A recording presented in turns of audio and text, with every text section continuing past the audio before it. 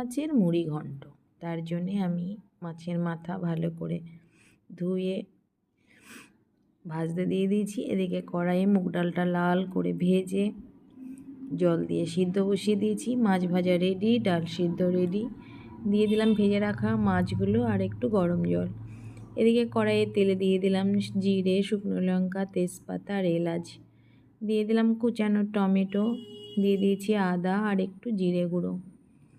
এবার আমি এই মশলাটাকে হালকা হাতে নাড়াচাড়া করে একটু কষিয়ে নেব।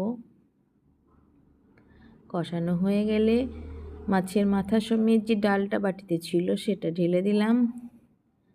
একটু নাড়াচাড়া করে ফুটে উঠলে দিয়ে দেব লবণ আর হলুদ। এবার আমি এই ডালটাকে 10 মিনিটের জন্য ফুটতে দেব। একটা ঢাকনা দিয়ে ঢেকে দেব। ডালটা ভালো করে ফুটলে ডালের স্বাদটাও ভালো হবে। আর আমি এদিকে জিরে, ধনে, গোটা গরম মশলা ভেজে রেখেছিলাম গুঁড়ো করে, সেটা দিয়ে দিলাম একটু ঘি আর স্বাদ মতো চিনি। এবার নাড়াচাড়া করে ঢাকা দিয়ে রাখবো। তোমাদের কেমন লাগলো?